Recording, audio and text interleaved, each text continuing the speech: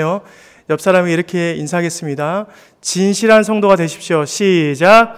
진실한 성도가 되십시오. 한번 더 하겠습니다. 성령 충만함을 받으십시오. 시작. 아멘. 아멘.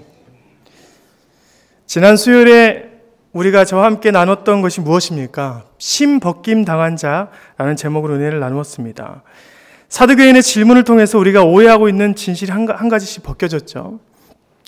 7형제가 모두 죽었는데 그 가운데 한 여인이 모두 그의 아내가 되었습니다. 심벗김 당한 자라는 것은 신명기 25장에 나타난 율법 중에 하나라고 말했습니다. 위의 형이 죽으면 그의 아내인 형수와 함께 살아가면서 그의 혈통이 끊어지지 않도록 이어가라는 하나님의 계명이었습니다. 부활이 없다라고 생각하는 사두개인이 이것을 이용해서 예수님에게 부활이 없다라는 자신들의 교리의 타당성을 보여주기 위해서 건네는 핵심적인 질문이라고 했습니다. 그런데 거기에는 큰 곡해함이 있었다고 했습니다. 첫 번째, 신명기 25장의 내용은 하나님의 소유권에 대한 내용을 말한다고 했습니다. 히브리 공동체가 대가 끊어지지 않는다는 것, 그것은 신앙 공동체가 끊어지지 않는다는 것을 말한 것이었습니다. 그래서 하나님께서 그것을 계명으로 심어주셨죠. 그래서 철저하게 하나님의 소유대로 움직이는 공동체가 바로 히브리 공동체라고 했습니다. 그렇기 때문에 그들은 형수와 결혼하지 않는 경우는 사람들에게 신벗김을 당했다고 했습니다. 신을 벗긴다는 것은 자신의 소유가 없어진다는 것을 말했죠. 그런데 모세와 여호수아를 통해서도 같은 의미에서 하나님께서 아주 중요할 때 신을 벗으라고 했습니다. 너는 너의 신을 벗으라. 이것은 거룩한 땅이다 라고 말씀했습니다. 왜 그랬습니까? 모세에게는 400년 노예 생활을 하는 내 백성을 내가 직접 이끌겠다라는 것이죠. 여호수아에게도 마찬가지입니다. 가나안 땅의 정벌은 내가 직접 하겠다. 나 여호와가 직접 싸우겠다는 그런 의미에서 너는 신을 벗으라라고 말한 것이라고 했습니다. 그 계명의 참된 의미는 소유권에 대한 이야기입니다. 그 사람의 부활 후에 진짜 아내가 누구라는 것을 말하는 것이 아니라는 것이죠. 핵심에서 벗어난 것이었습니다. 여러분, 율법의 형식과 방법은 변합니다. 그죠? 10년만 지나도 강사님 변하는데 몇천 년이 지난 지금과 그때와 비교해서 형식과 방법을 그대로 쓴다는 것은 참으로 어리석은 것입니다. 우리가 알아야 할 것이 있습니다. 그 안에 진짜 하나님의 의미를 깨닫고 그 율법의 정신을 이어가는 것이 중요한 것입니다. 예수님이 오셔서 죄인과 식사를 하시고 부정한 일을 안식일에 했습니다. 그렇다면 예수님이 잘못된 것입니까? 절대 그럴 수 없는 것이죠. 예수님은 완전하시며 하나님의 말씀이 육화되어 우리 가운데 오신 하나님의 영광입니다. 예수님의 자체가 우리에게 그분의 영광을 가시적으로 보게 되는 놀라운 것이라 했습니다. 그런데 2000년이 지난 그때에도 그런 율법의 형식과 방법만을 고수하는 그들의 모습들이 그런 오류들을 만들어냈다는 것이죠. 마가복음 12장 24절입니다. 예수께서 이르시되 너희가 성경도 하나님의 능력도 알지 못함으로 오해함이 아니냐. 왜 그들은 1500년이 지나도 율법을 연구하는 그들이 이렇게 곡해함을 가지고 하나님의 능력을 상실하며 살았을까요? 지난 주일에 우리가 함께 나눴듯이 우리는 성경을 읽을 때 항상 죄인의 자리에 앉아서 그것을 내 삶에 적용하라고 했습니다. 호세아서를 읽을 때 호사야가 되는 것이 아니라 우리는 그의 아내인 음란한 창기의 자리에서 그것을 바라봐야 한다 했습니다. 하나님의 말씀을 음란한 창기의 자리에서 받아 먹어야 한다고 했습니다. 그렇다면 마가복음 12장에서는 우리는 어느 자리에 앉아 있어야 할까요? 예수님의 질타를 받고 있는 그들의 자리에 앉아 있어야 합니다. 책망받는 대제사장이 대하고 은밀하게 두 주머니를 차고 있는 바리새인의 자리에 앉아 있어야지 우리가 주님의 큰 은혜를 받을 수 있는 것입니다.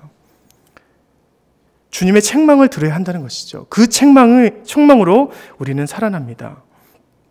주님이 하신 그 말씀의 전부는 그 책망이 목적이 아닙니다.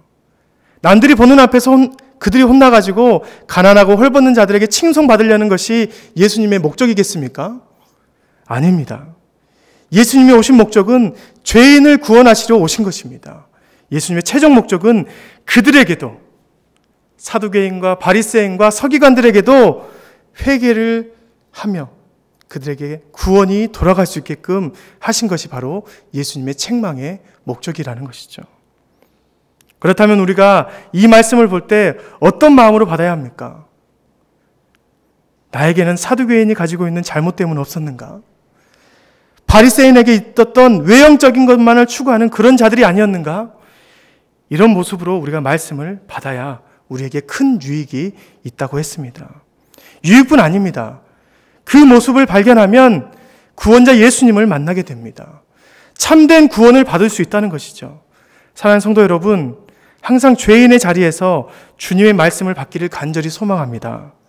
그런 겸손한 성도님들에게는 예수님께서 오신 그 목적대로 구원받는 자리가 있을 것입니다. 우리 모두가 죄인이지만 마지막에는 하늘 시민으로 만나는 그런 자들이 되기를 간절히 소망합니다. 오늘 말씀을 바라볼 때에도 우리는 서기관의 입장에 되어 예수님 앞에 서 있어야 합니다. 1차전, 바리새인과 헤롯 당원들과의 한판승. 2차전, 사두개인과 한판승. 이것을 보고 서기관 중에 한 사람이 예수님께 물어봅니다. 오늘 말씀 28절 말씀이죠.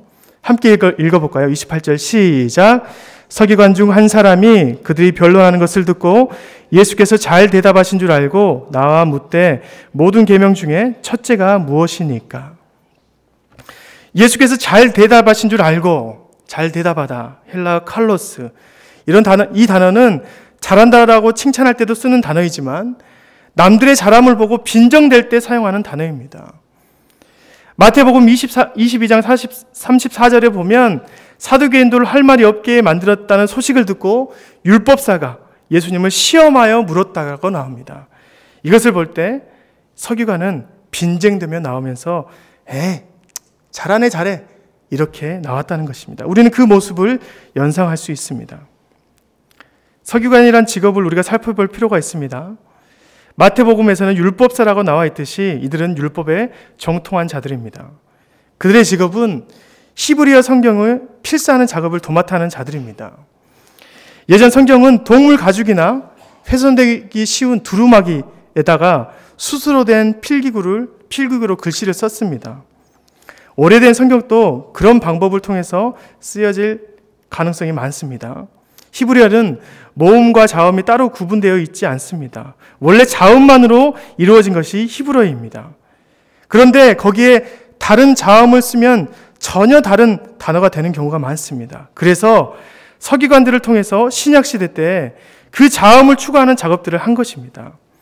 이런 필사의 작업들, 자음을 추구하는 작업들을 통해서 그들은 서기관의 위치에 있었다는 것이죠. 그들은 모세오경에 나오는 모든 것을 꿰고 있는 자들이어야 합니다. 그리고 그 율법을 잘 해석하는 능력이 있는 유능한 자들이 바로 서기관을 맡습니다. 왜냐하면 이 의미가 어떤 의미인지 알고 거기에 자음을 잘 찍어야 하기 때문입니다.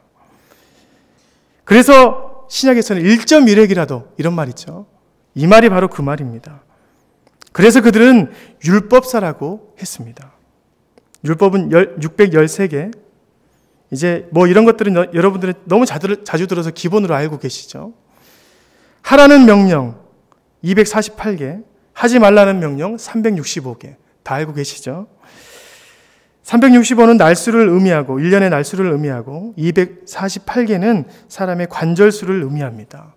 1년 동안 하루에 하나씩 지켜가면서 지켜야지 올바로 설 수 있고 모든 관절이 잘 있듯이 이 관절이 잘 있듯이 모든 율법이 잘 이루어져야지 무너지지 않는다는 의미에서 248개가 있는 것입니다. 하여간 이들이 이 모든 율법을 암기하며 그에 대해서 해석을 해야만 했었습니다.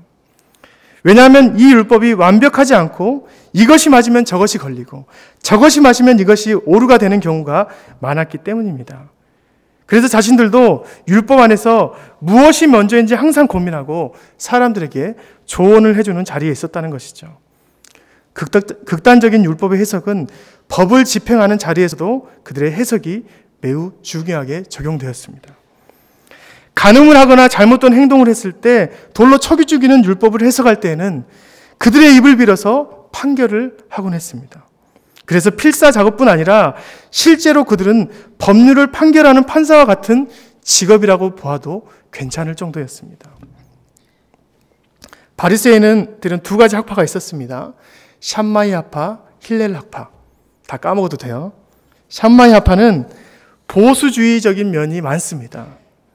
강경하고 사회적인 현상을 이해하기보다는 그 안에 문자적인 것을 그대로 지키려는 학파였습니다. 그래서 사회적으로 동떨어지게 해석하는 경향이 있은 것이죠. 샹마이 학파. 그와 반대로 힐렐 학파는 그렇지 않았습니다. 해석하는 면에서 시대적 배경을 잘 고려하는 경향이 있는 진보적 색채가 있는 학파가 힐렐 학파였습니다. 그런데 율법사인 서기관은 샴마이 학파의 계열의 사람들이 대부분이었습니다. 율법의 강경함으로 자신들의 입지를 굳히는 그런 자들이 바로 서기관들이었어요. 그런 서기관들이 더 나아가서 사내들인 공회의 구성원이 되는 경우가 굉장히 빈번했습니다. 그러니 얼마나 주도권을 가지고 살아갔는지 우리는 잘 알 수 있는 것이죠. 그런 그들이 예수님을 시험하기 위해서 물어봅니다. 가장 첫째 되는 계명이 무엇입니까? 첫째, 프로토스, 첫 번째, 최고의 라는 뜻입니다. 처음 지키고 두 번째 지키는 그런 개념이 아니라 모든 것을 덮는 최고의 계명이 무엇입니까? 두 계명이 상충되었을 때 어떤 것을 먼저 해야 됩니까? 라는 것이죠. 아니, 모든 율법을 포기하더라도 하나님 앞에서 이것만 지키면 칭찬을 받을 만한 그런 계명이 대체 무엇입니까? 라고 물어보는 것입니다. 600여 가지의 율법을 모두 지키는 것은 서기관에게도 부담스러운 일이었습니다. 그래서 그들은 사람 앞에서 율법을 잘 지키고 살아간다 라고 하면서 자신들의 명예를 높이는 그런 부분이 많았습니다. 부자 청년도 그랬죠. 자신이 당당하게 사람들 앞에서 말합니다. 내가 이것도 지키고 저것도 지키고 모든 율법을 준수하며 살았습니다. 그러면 이제 뭐 해야 합니까? 이렇게 말하는 것을 보지 않았습니까? 남들이 인정하게끔 노력했다는 것이죠. 이런 사회적 구조 속에서 서기관이 최고의 계명을 물어보는 것입니다. 그러니 예수님께서 무엇을 말씀하십니까? 마음, 목숨, 뜻, 힘을 다해서 하나님을 사랑하고 내 자신과 같이 이웃도 사랑하라고 말씀하십니다. 하나님을 사랑하는 계명은 418번 율법, 이웃을 사랑하는 계명은 243번 율법에 속한 것입니다. 그들에게는 600여 개의 율법 중에 한 가지일 뿐입니다. 그런데 예수님께서는 두 계명을 제일 앞에다 두고 그것이 가장 최우선적으로 지켜져야 한다고 말씀합니다. 그런 서기관들이 이것을 다시 언급하며 교묘하게 그것을 받습니다. 그럴듯하게 벗어나는 것이죠. 33절 말씀입니다. 또 마음을 다하고 지혜를 다하고 힘을 다하여 하나님을 사랑하는 것과 또 이웃을 자기 자신과 같이 사랑하는 것이 전체로 드리는 모든 번제물과 기타 제물보다 나으니이다. 마음, 지혜, 힘을 다해서 하나님, 이웃을 사랑해야 된다는 것이 제일 좋은 것이라고 답변했습니다. 각 단어의 뜻을 자세히 살펴보면 그들이 예수님의 말씀을 얼마나 건성으로 받았는지 우리는 알 수 있습니다. 마음이란 단어, 카르디아, 마음, 심장을 뜻합니다. 그러니까 유대인들은 마음을 드린다라고 말하면 언제나 목숨을 함께 드리는 것과 마찬가지라고 생각합니다. 마음을 드립니다. 내 심장을 드립니다라고 고백하는 것입니다. 다른 성경에는 마음, 뜻, 힘. 여기는 마음, 목숨, 뜻, 힘. 그러니까 마음과 목숨은 하나라는 것이죠. 중요한 것은 뜻이라고 나온 단어, 지혜라고 나온 단어입니다. 그것을 보면 서기관의 오만함을 우리는 알 수 있는 것이죠. 예수님이 말씀하신 뜻, 디아노이아. 이것은 이해력, 통찰력을 말하지만 영적인 의지력을 말합니다. 영적인 생각들을 말할 때 쓰는 단어입니다. 우리의 생각이 영적으로 흘러가는 그런 영적인 생명력을 나타낼 때 이 단어를 쓴다 이 말입니다. 하나님께서 영적으로 바뀌는 그런 의지적인 생각들을 쓸 때 이 디아노이아, 뜻이라는 단어를 씁니다. 그런데 서기관이 사용하는 지혜, 시네시스, 같은 생각과 지각력, 통찰력을 말하지만 이것은 속성이 완전히 다릅니다. 누군가와 함께 의논하여 내놓는 결과를 말합니다. 모두가 동의해서 내놓는 결과, 모두가 동의해서 사람들이 모두 지각적으로 받아들여질 때 그것을 말하는 생각, 지혜가 바로 시네시스, 오늘 서기관들이 말한 것입니다.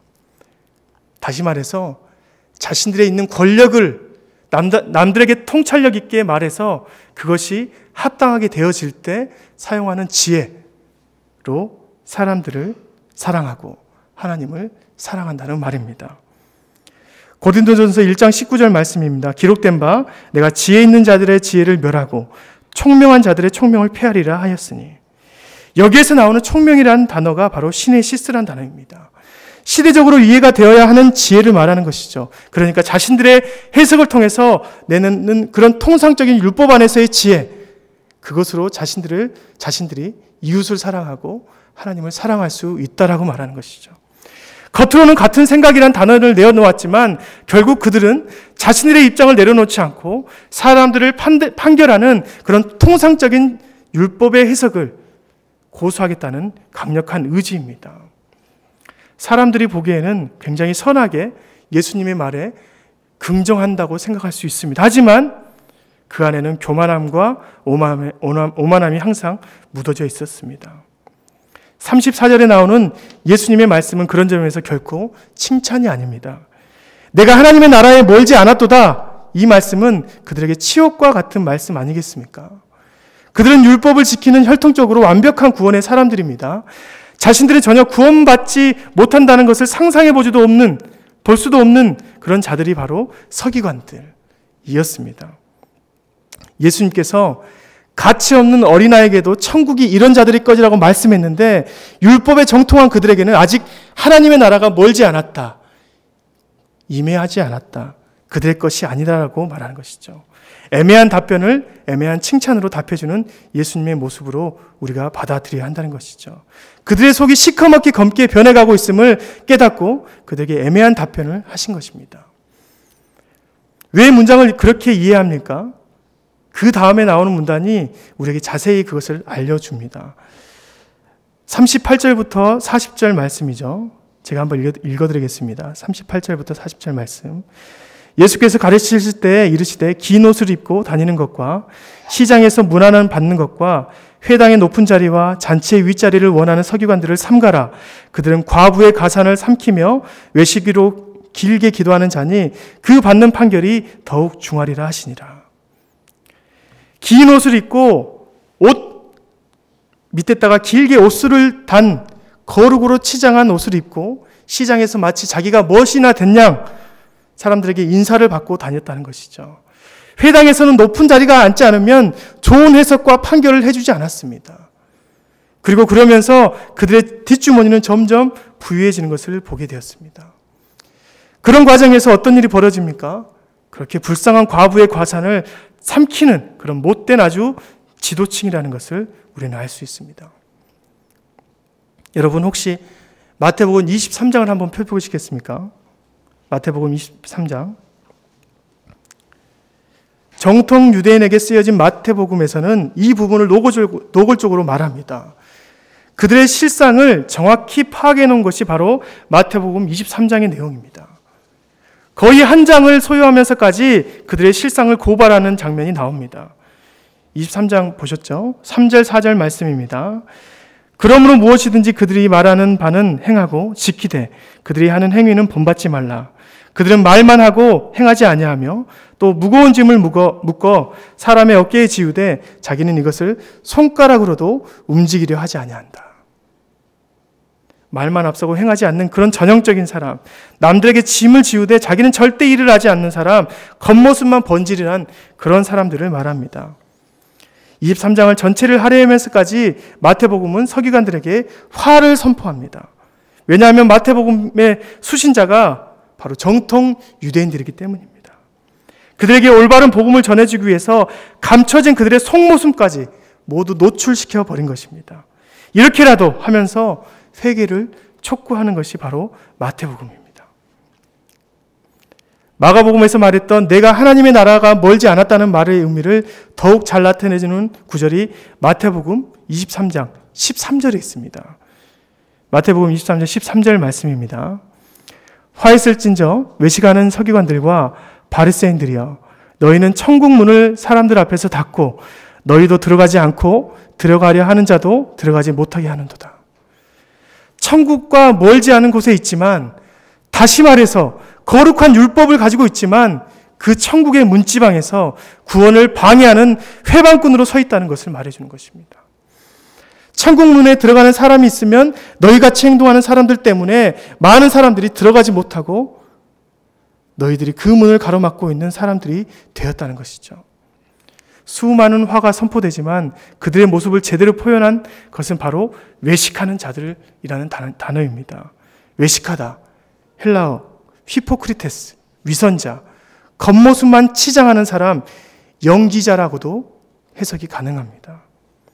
그들은 애복과 같은 긴 옷을 입고 다니면서, 옷술을 달고 다니면서 거룩을 사칭하면서 연기를 하는 연기자라고 말하고 있는 것이죠.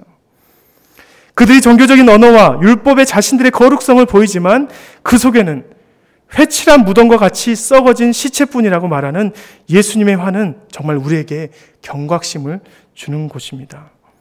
사랑하는 성도 여러분, 우리 신앙생활하면서 연기하지 맙시다. 거룩한 척, 신실한 척, 그렇게 신앙생활하지 맙시다. 그럴 때마다 어떻게 됩니까?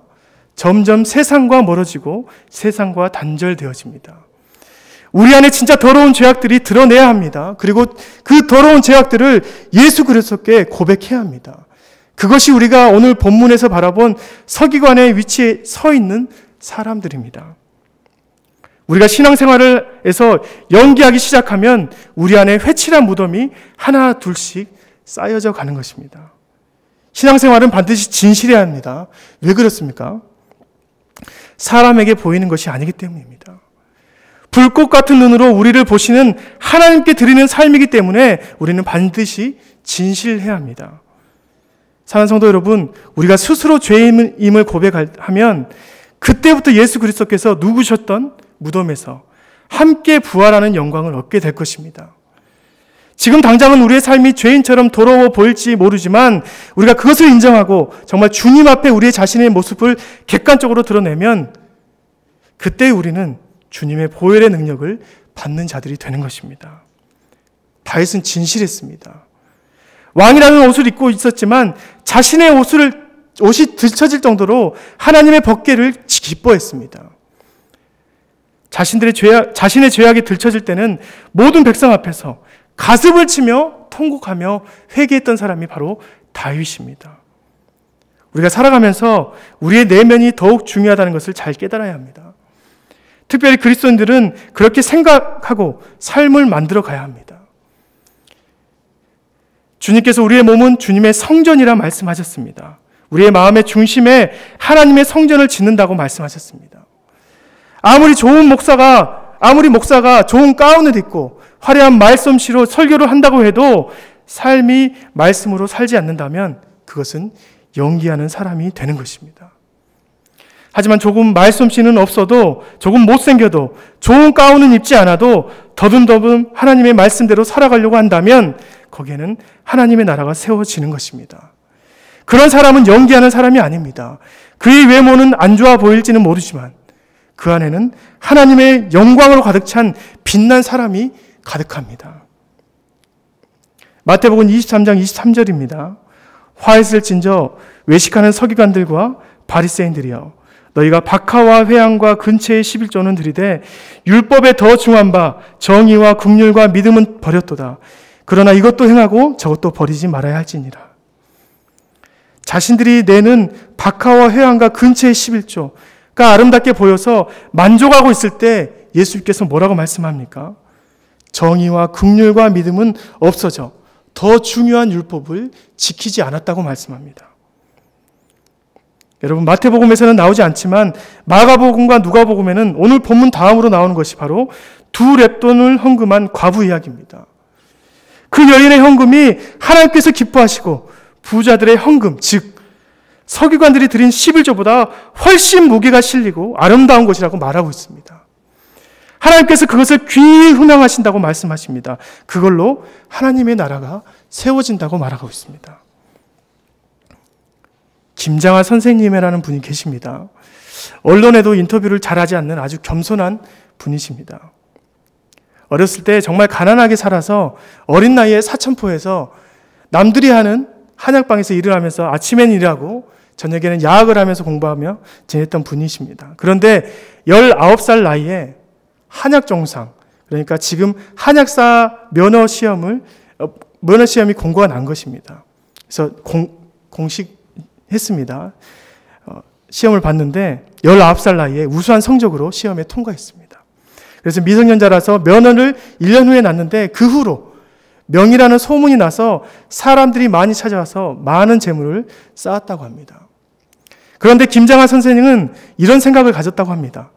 가난한 사람 때문에 받은 돈, 사회 약자 때문에 번 돈을 함부로 쓸 수 없다라고 생각해서 그때부터 자신의 삶에서 윤택함보다는 자신에게 돌아온 돈을 나눔의 기회를 만드는데 거의 사용하면서 지금 차도 없고 허름한 건물 3층에서 살면서 그 한약방을 운영하고 있습니다. 그 한약방이 바로 남성당 한약방입니다. 그분이 도와준 분들을 보면 장성에서 사회계층에 훌륭한 분들이 되신 분들이 많은데 판사가 된 윤형백 씨가 그에 대해서 이렇게 말합니다. 그는 항상 자신에게 있는 것으로 도왔다고 말하지 않고 오히려 돌려주는 것이라고 말하는 선생님입니다. 라고 말합니다. 김장하 선생님이 했던 말이 있습니다. 돈은 모아두면 똥이 된다. 뭔 말인지 알겠죠? 똥은 쌓아두면 구린내가 나지만 흩어버리면 거름이 된다. 거름이 되어서 꽃도 피우고 열매도 맺는다. 돈도 이와 같이 주변에 나누어야 사회에 꽃이 핀다라고 말씀하셨습니다. 바리새인들이 들어야 할 이야기 아닙니까? 아니, 지금 한국교회에 있는 연기하는 신앙인들이 들어야 할 이야기 아니겠습니까? 하나님이 복을 주셔서 좋은 것을 많이 간직하고 있으면 뭐합니까? 교회가 삐까번쩍하면 뭐합니까?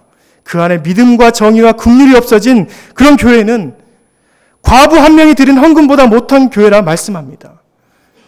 돈이 문제가 아닌 거 아시지 않습니까? 우리의 신앙의 외형을 먼저 챙기지 마십시오. 먼저 우리의 마음의 중심을 챙겨야 할 때입니다. 그래야 우리가 연기자가 되지 않는 것입니다. 우리 안에 믿음이 없고 하나님의 사랑하는 마음이 없는데 또 우리 안에 은혜가 없는데 교회 안에서 열심을 내면 뭐합니까? 좋은 옷을 입고 예배 드리면 뭐합니까? 바리새인이 드리는 박하와 회향과 근처의 11조와 같은 것입니다. 작은 것을 드려도 그 안에 진심을 담아서 드리시길 바랍니다. 조금의 시간을 드려도 값진 것을 드리시길 바랍니다. 그렇다면 2랩돈을 드려도 다 드린 것과 같은 것이 되는 것입니다. 그 마음으로 한다면 하나님께서 우리 교회 안에 큰 일을 행하실 것입니다. 마태복음 22장 37절부터 40절 말씀입니다. 예수께서 이르시되 내 마음을 다하고 목숨을 다하고 뜻을 다하여 주 너의 하나님을 사랑하라 하셨으니 이것이 크고 첫째 되는 계명이요 둘째도 그와 같으니 내 이웃을 내 자신과 같이 사랑하라 하셨으니 이 두 계명이 온 율법과 선지자의 강령이니라. 너희는 사랑하라. 사랑이 먼저다. 하나님을 사랑하고 이웃을 내 자신과 같이 사랑하는 것이 먼저다 라고 말씀합니다. 그리고 그것이 온 율법과 선지자들의 강령이다 라고 말씀합니다. 강령, 헬라어, 크레만 리미. 이 말씀은 강력한 명령인데 원래 뜻은 매달다. 막대에 매달다. 매달리다 라는 뜻입니다. 집안에 이것만은 지켜야 한다라고 할 때 갑오를 매달지 않습니까? 문지방에 여호와 하나님의 말씀을 매단 것처럼 반드시 그것은 읽고 지켜야 한다고 말하는 것과 같습니다. 이 단어는 연자맷돌을 매게 될 것이다 할 때 매는 것과 같이 쓰입니다. 목숨을 걸고 지키지 않으면 매달린 그 강령이 너를 심판할 것이라고 말하는 것과 같습니다. 사랑이 가장 먼저가 되는 그런 강력한 명령이라고 말합니다. 지키고 안 지키고 아니라 418번, 238번의 율법이 아니라 이것이 모든 율법을 유효하게 하는 정신이라는 것이죠. 그것이 매달려야 합니다. 여러분의 삶에 사랑으로 모든 것을 이기시는 자들이 되십시오. 예수님께서 십자가에 매달려 돌아가셨습니다. 그분의 십자가의 사랑이 강령이 되셔서 온 세상의 매달림이 되셨습니다. 우리가 그 십자가를 볼 때 어떤 것을 보아야 합니까? 예수님께서 사랑의 강령으로 매달려 계시는구나 라고 생각해야 합니다. 그분이 자신의 모든 것이 있는 영광의 본체를 혼자서 간직하며 그 안의 것들을 썩히지 않고 온 세상에 흩으셨습니다. 영광을 혼자 가지고 있으면 똥이 되었을 텐데 그것을 흩으셨습니다. 이것은 하나님의 질서입니다. 그래서 우리에게 아름다운 걸음이 되셔서 지금 우리에게 꽃이 되어 열매를 맺게 해주시는 것입니다. 사랑하는 성도 여러분, 사랑이 있으면 연기가 되지 않습니다. 진짜 사랑하는 여인이 우리 앞에서, 내 앞에서 나를 떠난다고 생각해 보십시오. 연기가 되겠습니까? 그래, 잘 가! 라고 말하는 사람은 실은 그 여인을 사랑하지 않는 것입니다. 진짜 사랑하는 사람은 절규하며 바짓가랑이를 잡으며 가지 말라고 하는 사람입니다. 연기할 수 없습니다. 사랑이 우리를 진실된 성도로 만들어주는 것입니다. 그 사랑이 지금 어디에 매달려 있습니까? 십자가에 하나님의 사랑이 매달려 있습니다. 우리가 그것을 볼 때마다 하나님의 그 사랑, 그리고 우리를 사랑하신 그 사랑을 내 이웃을 향한 그 사랑으로 바꾸어 나가야 한다고 생각해야 합니다. 그러기 위해서 예수 그리스도께서 강령으로 매달림이 되신 것입니다. 그분을 우리의 첫 계명으로 삼고 살아가는 귀한 성북교회의 성도님들이 되시기를 간절히 소망합니다. 기도하겠습니다. 하나님 아버지 감사합니다. 주님이 주신 그 사랑의 강령을 우리가 지켜 행할 수 있도록 인도하여 주옵소서. 십자가에서 먼저 사랑의 강령으로 매달리신 그 예수님을 바라보며 우리가 어떻게 살아가야 하는지 항상 지켜 행할 수 있도록 인도하여 주옵소서. 사랑의 강령이 우리 안에 머물러 정말 모든 곳에서 진실된 삶으로 하나님의 나라를 정말 거룩하게 바꿔나가는 우리들이 될 수 있도록 인도하여 주옵소서. 바리새인처럼 연기하는 자가 아니라 다윗처럼 주님 앞에 기쁨으로 회개함으로 통곡하며 나아가는 귀한 성도님들이 될 수 있도록 인도하여 주옵소서. 감사드리며 예수님의 이름으로 기도드립니다. 아멘.